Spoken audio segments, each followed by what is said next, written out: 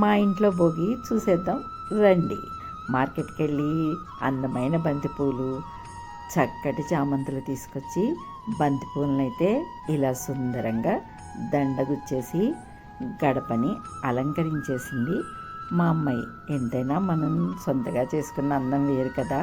ఇంకిప్పుడైతే రంగవల్లులు దిద్దడానికి రంగంలోకి దిగిపోయింది. మొదలుపెట్టింది మెల్లమెల్లగా రంగులు దిద్దుకొని ఎంతో అందంగా ముస్తాబైంది ఈ ముగ్గులోనే పొంగళ్ళు పొంగిచ్చేసింది. ముగ్గులోనే చెరుకు రసాలు, వరికంకులు, పూలతో లతలతో అందంగా తయారైపోయింది. ఇంకా రథం మీద సంక్రమయ్య అయితే వచ్చేసాడు. వైకుంఠ వాకిళ్ళు కూడా వేసేసాం.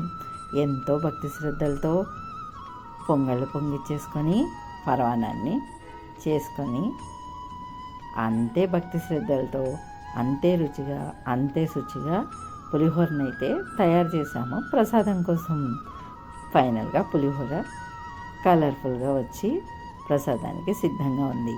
ఇప్పుడు ఇంకా ఎంతో భక్తి శ్రద్ధలతో పూజ పూర్తి చేసేసుకొని భోజనాలు అయితే చేశాము.